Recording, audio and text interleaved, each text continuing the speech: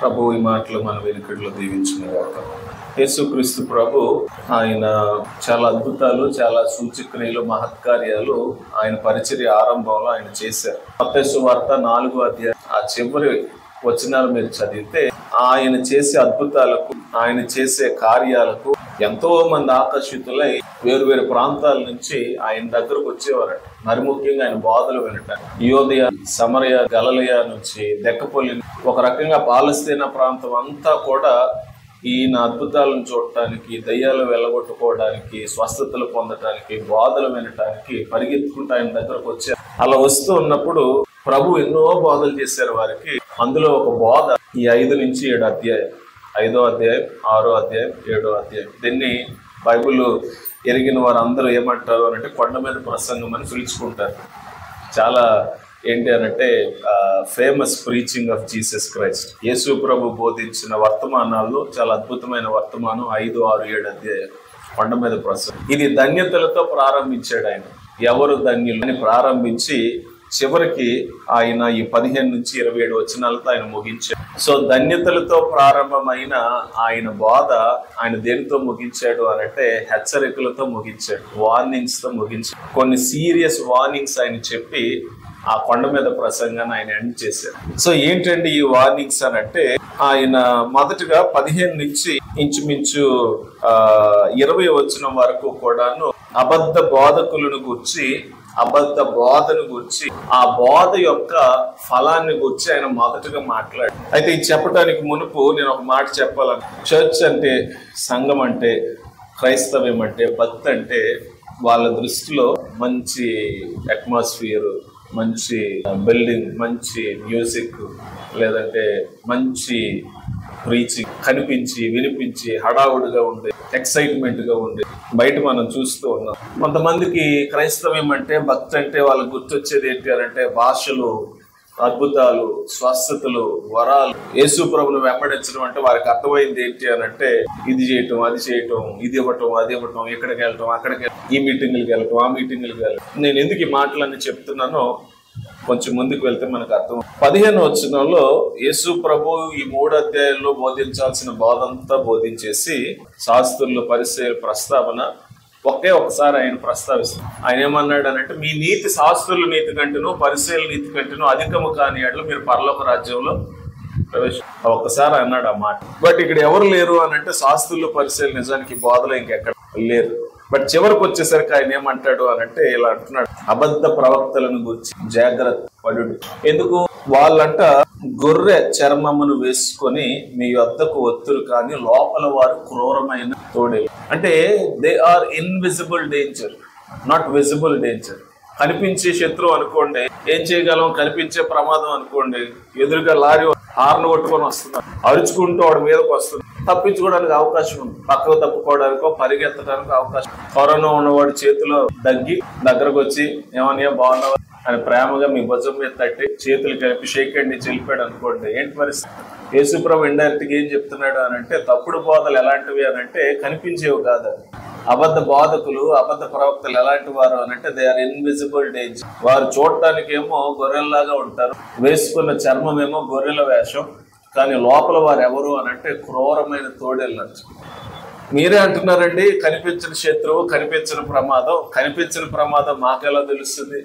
కనిపిస్తే మాకు సరే జాగ్రత్త పడండి అన్నారు. జాగ్రత్త పడటానికి ముందు ఏం కావాలి? కనిపించాలి. కనిపిస్తే కనీసం మేము ఏం చేస్తాం? తప్పించుకుంటాం. కనిపించిన ప్రమాదం నుంచి ఎలా తప్పించుకోవాలనంటే ప్రభు అందుకు ప్రమాదం అని మాత్రమే కాదు, హెచ్చరిక మాత్రమే కాదు, ఆయన సలహా కూడా ఇచ్చాడు, ఆయన పరిష్కారాన్ని కూడా ఇచ్చాడు. పరిష్కారం ఏంటి? 16వ వచనం, వారి ఫలముల వలన మీరు వారిని తెలుసుకోవచ్చు. ఎలా తెలుసుకోవచ్చు? ఒక వ్యక్తి బోధ సరైన బోధ, తప్పుడు బోధ, ఖచ్చితమైన బోధ, అబద్ధ బోధ అని ఎలా తెలుసుకోవచ్చు? ఏం రాయబడింది 16వ వచనంలో? వారి ఫలముల వలన మీరు వారిని తెలుసుకో. వారు ఏం చెప్తున్నారో చూడకండి, వారు ఏం చేస్తున్నారో, వారి జీవితంలో నుంచి వచ్చే ఫలాలు ఏంటో మీరు జాగ్రత్తగా గమనించారు. వారు మాత్రమే కాదు, వారి బోధ కూడా ఏం తీసుకొస్తుందో చూడాలి. యేసు ప్రభు ఒక 2 ఉదాహరణలు చెప్పి, ముళ్ళ పొదలలో ద్రాక్ష పండ్లైన, పల్లేరు చెట్లను అంజూరపు పండ్లైనను కొయ్యదురా. అంటే మీరు మంచి ముళ్ళ పొదల్లోనికి వెళ్తే అక్కడ మీకు ఏం దొరుకుతాయి? ద్రాక్షకాయలు దొరుకుతాయా? ముళ్ళ పొదలు ఏం దొరుకుతాయి? అందులో ద్రాక్ష పళ్ళు ఎందుకు దొరుకుతాయి? దొరుకుతాయా? Rhetorical question. అంటే ఆన్సర్ ఏంటి? ఆబ్వియస్ గా దొరకవు. పల్లేరు చెట్లలో మీకు అంజూరపుకాయలు దొరుకుతాయి. వెళ్ళండి పల్లేరు చెట్లన్నీ వెతకండి. అంటే జిల్లేడు చెట్లు మన భాషలో పల్లేరు. అందులోకి వెళ్ళి మీరు ఏం కావాలంటే అంజూరపుకాయలు మీరు కోద్దామని ఎతికితే దొరుకుతాయి? దొరకవు కదా. ఏ చెట్లు ఆ పండ్లనే. బోధ మంచిది అనుకోండి, బ్రతుకు కూడా. బోధకులు మంచోళ్ళు అనుకోండి, వాళ్ళ బ్రతుకు బాగుంటది, వాళ్ళ బోధ వినేవారి బ్రతుకు కూడా బాగుంటుంది. ఒక వ్యక్తి బ్రతుకు బాగోట్లేదంటే అర్థం ఏంటి అని అంటే వాళ్ళ బోధ మన సత్యమై కాదు, వారు అసత్యాన్ని అబద్ధాన్ని నమ్ముతున్నారు లేదా అబద్ధాన్ని ప్రకటిస్తున్నారు. కాబట్టి ఈ బోధంతా చేసిన తర్వాత ప్రభు ఒకవేళ ఈ బోధలో నుంచి వారు తప్పిపోతారేమో, నేను చెప్పిన ఈ 3 అధ్యాయాల ప్రసంగం లేదా నేను ఎప్పటి వరకు వీళ్ళకి చెప్పిన ఈ బోధ అంతటి నుంచి వారు ఎక్కడ తప్పిపోతారో అని చివరిగా ఆయన హెచ్చరికలతో ముగించాడు. రేపొద్దున ఇంకొకరు రావచ్చు, ఇంకొన్ని బోధలు మీరు వినొచ్చు, ఇంకొంతమంది మీకు గొప్ప గొప్ప విషయాలు బోధించవచ్చు.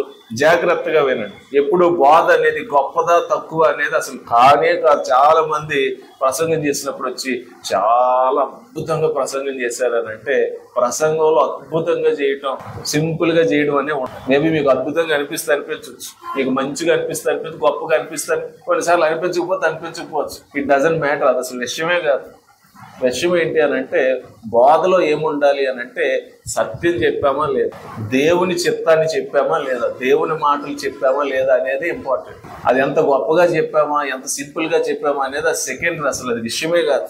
చెప్పగలిగితే మంచిది. కాబట్టి ప్రభు అందుకనే ఆ బోధ ముగించిన తర్వాత ఆ బోధలో నుంచి తప్పిపోకూడదని ఆయన ఏమంటున్నారు అని అంటే మీరు చాలా జాగ్రత్తగా ఉండండి. కొంతమంది వస్తారు, కొన్ని బోధలు తీసుకొస్తారు.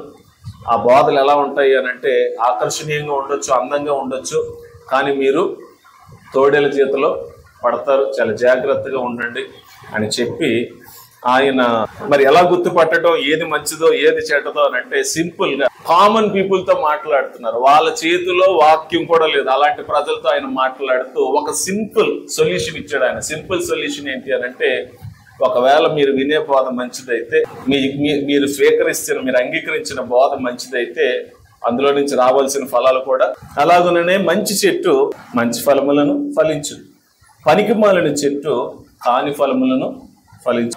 మంచి చెట్టు కాలి ఫలములు ఫలింపనేరదు, పనికిమాలిన చెట్టు మంచి ఫలములు. మంచిలో నుంచి చెడ్డ రాదు, చెడ్డలో నుంచి మంచి రాదు. మంచి చెట్టు ఎప్పుడు మంచి ఫలాలు ఫలిస్తుంది, చెడ్డ చెట్టు ఎప్పుడు కూడా చెడ్డ ఫలాలని ఫలిస్తుంది. అంటే మనం వింటున్న బోధ, మనం నమ్ముతున్న బోధ, మనం పట్టుకున్న బోధ, మనం విశ్వసించే బోధ, మనం అనుసరించే బోధ మంచిదైతే అందులో నుంచి వచ్చే ఫలాలు కూడా ఎలా రావాలి? మంచిగానే రావాలి. ఒకవేళ మనం అనుసరించే బోధ మంచిదైతే, మనం నమ్మే బోధ మంచిదైతే, మనం వినే బోధ మంచిదైతే, మన జీవితంలో ఉన్న ఫలాలు మాత్రం చేదుగా ఉంటే, చెడ్డగా ఉంటే 2 విషయాలు. మొదటిది మీరు ఆ బోధను నమ్మైనా నమ్మకపోవాలి, అంగీకరించైనా అంగీకరించకపోవాలి. రెండోది నమ్మి అంగీకరించి పాటిస్తున్నా కూడా రావట్లేదంటే అర్థం ఏంటంటే మీరు వినే బోధ అయినా సరైన బోధ కాకపోయాడు. సో యేసు ప్రభు ఈ విషయాలు చెప్పి చివరికి ఆయన ఒక కంక్లూజన్ చెప్పాడు. 20వ వచనం. నాకు తెలిసి ఈ వాక్యం అంతటికి కూడా కీ వెర్స్ ఏంటి అని అంటే 21వ వచనం. ప్రభువా ప్రభువా అని నన్ను పిలిచి ప్రతివాడు పరలోక రాజ్యంలో ప్రవేశింపడు గాని పరలోకమందున్న నా తండ్రి చిత్త ప్రకారం చేయవాడే ప్రవేశించు. నా తండ్రి చిత్త ప్రకారం చేయవాడే ప్రవేశించను అనే మాట అండర్లైన్ చేసుకోండి. తర్వాత కిందకు వెళ్ళాక ఇంకొక మాట అండర్లైన్ చేసుకుందాం. టైం అవుతుంది కాబట్టి త్వరగా నేను ఒక 2 మాటలు చెప్తాను. ఇక్కడ యేసుక్రీస్తు ప్రభు అబద్ధ బోధ గురించి, అబద్ధ ప్రవక్తలను గురించి మాట్లాడుతూ వారి బోధ ఎలా ఉంటది, ఆ బోధ ఫలాలు ఎలా ఉంటాయి అనేది చెప్పేసిన తర్వాత తీర్పు దినాన ఆయన మనుషులకు తీర్పు తీర్చేటప్పుడు చాలా మంది యేసు ప్రభు దగ్గరకు వచ్చి నిలబడతారంట. ఆ రోజులు ఆ ప్రజల్ని ఆయన 2 కేటగిరీస్ చేశాడు. ఇక్కడ 2 గుంపులు చేశాడు. ఇందులో మొదటి గుంపు ఎవరు అనంటే ప్రభువా ప్రభువా అని పిలిచేవారు. మొదటి కేటగిరీ ఎవరంటే ప్రభువా ప్రభువా అని పిలిచేవారు. వీళ్ళు వస్తారంట, ప్రభువుని చూస్తారంట. ఈయన మనకు తెలుసు యేసుక్రీస్తు ప్రభువే అని ప్రభువుని చూసి ప్రభువా అని పిలుస్తాడు. They know him. తన పేరు కూడా వారికి తెలుసు. ఆయన ఎవరో తెలుసు, ఆయన ఎలాంటి వాడో కూడా తెలుసు. మేము క్రైస్తవులు, మేము కొలిచిన దేవుడే, మేము వారిని కొలవలేదు, వీళ్ళు కొలవలేదు, అక్కడికి వెళ్ళలేదు, ఇక్కడికి వెళ్ళలేదు. చచ్చిన తర్వాత ఏంటో ఏది నిజమో ఏది అబద్ధం అనుకున్నాం కానీ నిజమైన దేవుడు ఈయన తీర్పు తీరుస్తున్నాడు, ఈయన మావాడే అని చాలా మంది యేసు ప్రభు దగ్గరకు వెళ్ళి యేసు ప్రభు అని చాలా మంది పిలుస్తారు. నిజంగానే వారికి తెలుసు ఆయన దేవుడు అని తెలుసు, రక్షకుడు అని తెలుసు, సిలువలో ప్రాణం పెట్టాడని తెలుసు, ఆయన దగ్గరకు వెళ్ళి ప్రభా ప్రభు అని పిలుస్తారు. పిలిస్తే ఆయన వారు తనే మాట ఇట్టి పిలిచినంత మాత్రాన, ఎరిగినంత మాత్రాన పరలోక రాజ్యానికి మీకు ప్రవేశం. అదేంటది? మేము ఎవరిని నమ్ముకోలేదు కదా, ఇంకెవరిని దేవుడు అనలేదు కదా, ఈయన దేవుడు అన్నాం కదా. చాలా మంది ఏమనుకుంటారో తెలుసు, యేసు ప్రభునికి వచ్చి లోకంలో ఉన్న వాళ్ళకు ఉన్న ఐడియా, యేసు ప్రభుని నమ్ముకోవడం అంటే విగ్రహారాధన విడిచిపెట్టి వారి దేవుళ్ళు కాదు ఈయనే దేవుడు అని తెలుసుకోవడం యేసు ప్రభుని నమ్ముకోవడం అనుకుంటున్నాడు. కానీ యేసు ప్రభుని నమ్ముకోవడం అంటే ఏంటో ఈయన ఇక్కడ చెప్తూ ఉన్నాడు. అది కూడా ఉంది. పాప జీవితాన్ని, పాత జీవితాన్ని, విగ్రహారం విడిచిపెట్టి నిజదేవుని వైపు తిరగటం అది భక్తే. కానీ అది మాత్రమే భక్తి కాదు. 21వ వచనంలో మీరు చూస్తే, ప్రభువా ప్రభువా అని నన్ను పిలిచి ప్రతివాడు పరలోక రాజ్యంలో ప్రవేశింపడు గాని పరలోకమందున్న నా తండ్రి చిత్త ప్రకారం చేయవాడే అలానే మరలా నేను ఏమనట్లేదు అని అంటే క్రియల ద్వారా రక్షణ వస్తుందని నేను చెప్పట్లేదు సుమండి. రక్షణ అనేది మనం చేసే పనులను బట్టి దేవుడు ఇస్తాడని నేను చెప్పట్లేదు. నేను చెప్పేది ఏంటి అని అంటే, జస్ట్ యేసు ప్రభు పేరు తెలిసినంత మాత్రాన, యేసు ప్రభు దేవుడని తెలిసినంత మాత్రాన, సంఘం తెలిసినంత మాత్రాన, క్రైస్తవ్యం తెలిసినంత మాత్రాన, బైబిల్ తెలిసినంత మాత్రాన, వాక్యం తెలిసినంత మాత్రాన, ఏదో ఇందులో 4 మాటలు తెలిసినంత మాత్రాన మనకేం తెలియదు అని అంటే నిజంగా దేవుడు ఏంటో తెలిసినట్టు కాదు. పరలోక రాజ్యానికి మనం అర్హులమని మనల్ని మనం ఎంచుకోవటానికి లేదు. మంచి చెట్టు ఏం చేస్తుంది? మంచి ఫలాలను. ఇక్కడ మంచి ఫలాలు అంటే ఏంటో తెలుసా అండి? నిజమైన విశ్వాసం అంటే ఏంటో తెలుసా అండి? ఆ ట్రూ బిలీవర్, ట్రూ క్రిస్టియన్, నిజమైన విశ్వాసి, నిజమైన క్రైస్తవుడు, సత్య బోధన అనుసరించేవాడు జీవితం ఎలా ఉంటుందో యేసు ప్రభు ఇక్కడ అండర్లైన్ చేసి చెప్తున్నాడు. అదేంటి అని అంటే, నా తండ్రి చిత్త ప్రకారం చేయవాడు. They know not only God but they know the will of God. వాళ్ళకు దేవుడు ఎవరో తెలియడం మాత్రమే కాదు, దేవుని చిత్తం కూడా ఏంటో వారు తెలుసుకుంటారు. దేవుని చిత్తానికి వారి జీవితంలో ఏమిస్తారు అని అంటే ప్రాధాన్యతను ఇస్తారు. ప్రతిసారి మనం మాట్లాడుకున్న లోతు గురించి. ప్రాబ్లం ఏంటి? లోతు తెలుసు, దేవుడు తెలుసు, దేవుడు ఎవరో ఎరిగి అబ్రహాముతో పాటు ఈయన కూడా వెంబడించాడు. అన్ని బాగానే వచ్చాయి. బట్ అట్ వన్ పాయింట్ వచ్చేసరికి ఈయనకి ఏం అవసరం లేకుండా పోయింది. దేవుడు, దేవుని దర్శనం, దేవుని చిత్తం అవన్నీ సెకండరీ అయిపోయి లైఫ్ లో ప్రయారిటీ ఏంటి? మంచి ఇల్లు, మంచి పొలం, మంచి జీవితం, good life, better life, best life. అటు తర్వాత ప్రయారిటీస్ మారిపోయాయి. 22వ వచనంలో ఇంకొక గ్రూప్ ఉంది. ఆ గ్రూప్ గురించి కూడా ఆయన ఎలా అంటున్నాడు చూడు. ఆ దినమందు అనేకులు నన్ను చూచి, ప్రభువా ప్రభువా మేము నీ నామమును ప్రవచింపలేదా, నీ నామమును దయ్యములను వెళ్ళగొట్టలేదా, నీ నామమును అనేకమైన అద్భుతములు చేయలేదా అని చెప్తుంది. ఇంకో గ్రూప్ ఏంటి అని అంటే ఒక స్టెప్ అహెడ్. వాళ్ళైతే కేవలం మీరు మాకు తెలుసు అని చెప్తున్నారు, మిమ్మల్ని మేము ఎరుగుతూ మేము మీ సంఘానికి వచ్చాం, మిమ్మల్ని పూజించాం ఈ భూమి మీద ఉన్నప్పుడు. నేను కూడా క్రైస్తవుడిని, సిలువు తీసి చాలా మంది మెడలో సిలువు తీసి చూపించే వాళ్ళు కూడా చాలా మంది, పచ్చబొట్లు కూడా చూపించే వాళ్ళు చాలా మంది ఉంటారేమో. ఇంకో గ్రూప్ ఎవరనంటే వీళ్ళు ఇంకొంచెం స్టెప్ అహెడ్. అంటే వీళ్ళు ఏమంటున్నారంట, మీకు తెలుసు అంతే, మేమెవరమో తెలుసా, ఆయన నామాన్ని మేము ఆయన నామాన్ని మేము అద్భుతాలు చేస్తాం, ఆయన నామాన్ని మేము దెయ్యాలు కూడా సేవ చేస్తాం, పరిచర్య చేస్తాం, వాక్యం చెప్పాం, ప్రసంగాలు చేస్తాం, సువార్త చేస్తాం, సంఘాలు కట్టాం అని చెప్పే వాళ్ళు కూడా చాలా మంది ఉంటారు, ఖచ్చితంగా ఉంటారు. ప్రభు అన్నాడంటే ఆ దినమున అనేకులు వచ్చి ప్రభువా ప్రభువా అని పిలిచేవారు ఉన్నారు. ప్రభువా ప్రభు అని పిలిచి మేము ఇది చేసాం, మేము అది చేసాం, నీ పేరిట మేము ఇది చేసాం, అది చేసాం అని చెప్పే వాళ్ళు కూడా ఉంటారంట. అంటే వారితో ప్రభు ఏమంటాడంట చూడండి, ఏమంటున్నాడు 23వ వచ్చి, అప్పుడు నేను మిమ్మల్ని ఎన్నడూ ఎరుగను, అక్రమము చేయువారులారా నా యొద్ద నుండి పొండని వారితో చెప్పుదును. ఫ్యూచర్లో ప్రభు కొంతమంది ముఖాన్ని చూసి, నిన్ను నేను ఎప్పుడూ ఎరగను, నువ్వెవరో నాకు తెలియదు, నువ్వు ఎక్కడి నుంచి పో అని ప్రభు కొంతమందితో చెప్పబోతున్నాడు. ఎంత భయంకరమో చూడండి. క్రైస్తవులతో ఈ మాట చెప్తే క్రైస్తవులు బ్రతికేం కావాలి, సేవకులతో ఈ మాట చెప్తే, పరిచర్య చేసే వాళ్ళతో ఈ మాట చెప్తే వాళ్ళ బ్రతికేం కావాలి. కానీ సాడ్ రియాలిటీ ఏంటో తెలుసండి, ప్రభు ఈ మాట చాలా మందితో చెప్పబోతున్నారు. మీరు అడగొచ్చు అదేంటండి అని అంటే, విషయం ఏం కాదు అని అంటే, ఈ భూమి మీద భక్తి ముసుగులో నామకార్థంగా రావటం, వెళ్ళిపోవటం, యేసు ప్రభుని దేవుడు అనటం, ఆయనకు ఒక 2 పాటలు పాడేయటం, 2 మాటలు చెప్పేయటం, ఆయనకు 2 కానుకలు ఇచ్చేయటం, నాకు నచ్చినట్టుగా నేను జీవించుకోవటం అది జీవితం కాదు. ఆయన పేరిట అది చేసేయటం, ఇది చేసేయటం, ఆయన పేరిట సువార్త చేసేసి, ఆయన పేరిట అద్భుతాలు చేసేసి, ఆయన పేరిట స్వస్థతలు చేసేసి, దయ్యాలను వెళ్ళగొట్టేసి, ప్రవచనాలు చెప్పేసి, గొప్ప సేవ చేసేయటం, అది కూడా దేవుని దృష్టిలో చాలా అల్పమైన, చాలా చిన్న విషయం. మరి దేవుని దృష్టిలో పెద్ద విషయం ఏంటి? పెద్ద విషయం ఏంటో తెలుసండి? 24 వచ్చు.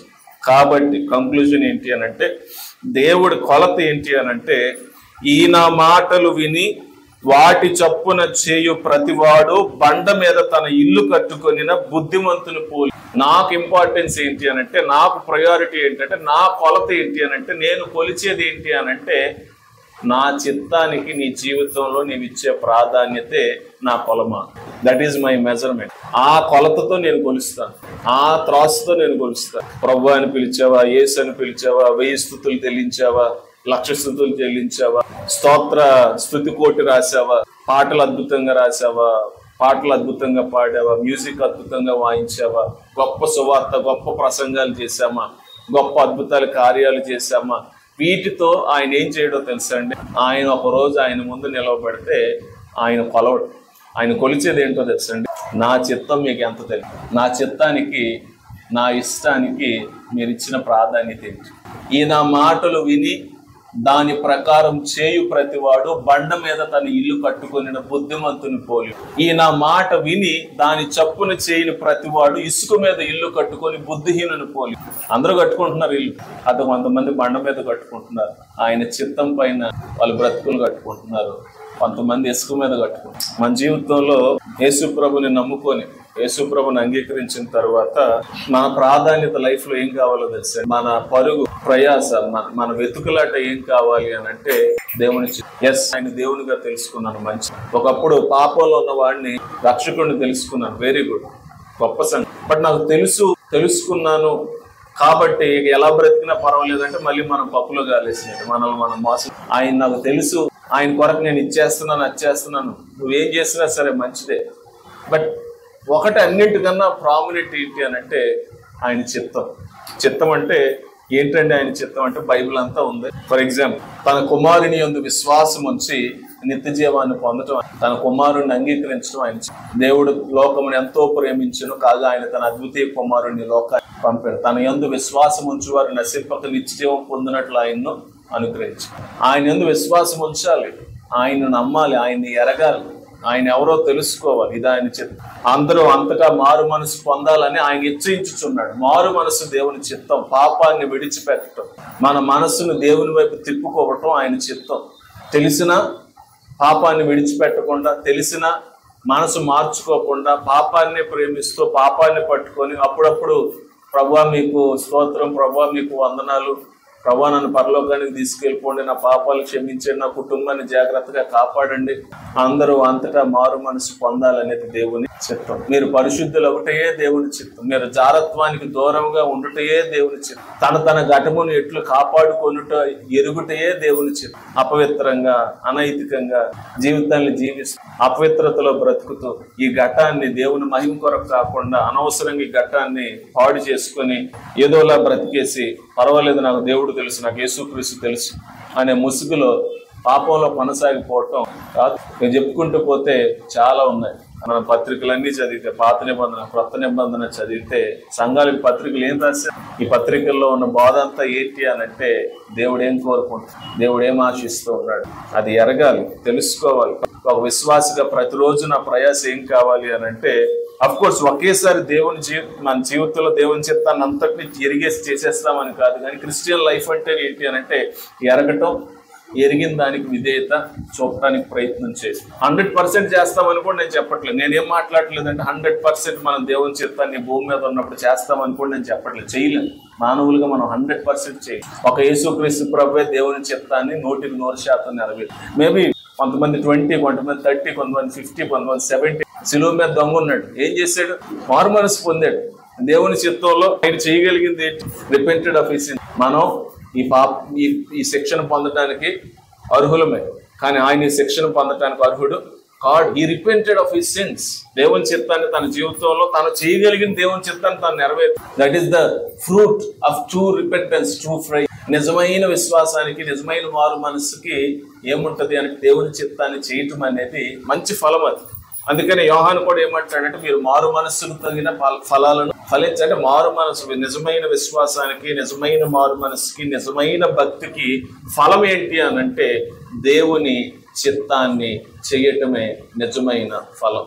ఒకవేళ మీ జీవితంలో మీరు క్రైస్తవ జీవితంలో జీవిస్తున్నప్పుడు, మీ సేవా జీవితం, భక్తి జీవితం, దేవునికి నేను పని చేస్తున్నాను, పరిచర్య చేస్తున్నాను, మంచిగా బ్రతుకుతున్నాను, నేను వెళ్ళిపోతున్న ఈ బండిలో మనం గమనించాల్సింది ఏంటి అని అంటే, దేవుని చిత్తాన్ని చేస్తున్నానా లేదా, ఆయన చిత్తాన్ని నా జీవితంలో జరిగిస్తున్నానా లేదా. టు సమ్ ఎక్స్టెంట్ ఆ ఫలాలు అస్సలు కనిపించకపోతే మాత్రం భయపడదు. ఎందుకంటే దేవుడు ఒకరోజు వాటితోనే మనల్ని ఏం చేయబోతున్నాడు అని అంటే కొలవబోతున్నాడు, మెజర్ చేయబోతున్నాడు. కాబట్టి ఈ మాటలు మనసులో పెట్టుకోనండి. మన భక్తి జీవితం మనం కొలుసుకోవాల్సిన విధానం, మంచి చెట్టు మంచి ఫలాన్ని ఫలిస్తూ, చెడ్డ చెట్టు చెడ్డ ఫలాన్ని ఫలిస్తూ, మన విశ్వాసం నిజమైనదైతే, మన భక్తి నిజమైనదైతే, మనం నమ్మే సత్యం బోధ నిజమైనదైతే, మన ఫలాలు కూడా సరిగా ఉండాలి. ఏ ఫలాలు? దేవుని చిత్తం నెరవేరు, ఆయన మాటను బట్టి, ఈయన మాటలు బట్టి చేయువాడు. ఆయన మాటలు మనం ఏం చేయాలి? చెయ్యాలి. ఆ ఫలం మన జీవితంలో కనిపించకపోతే, ఆయన మాటలు మాటలుగానే ఉన్నాయి, మన చేతలుగానే ఉన్నాయి అని అంటే మాత్రం ఆయన ఎరగడం అనేది అబద్ధం. రెండోది, ఆయన కొరకు మనం ఏం చేసినా కూడా అది యూజ్లెస్, నో పాయింట్. ప్రార్థన చేసుకుందాం. ప్రార్థన చేసుకొని పరీక్షించుకొని ప్రభు మనతో మాట్లాడిన మాటలు బట్టి మన జీవితాల్లో కట్టుకుందాం.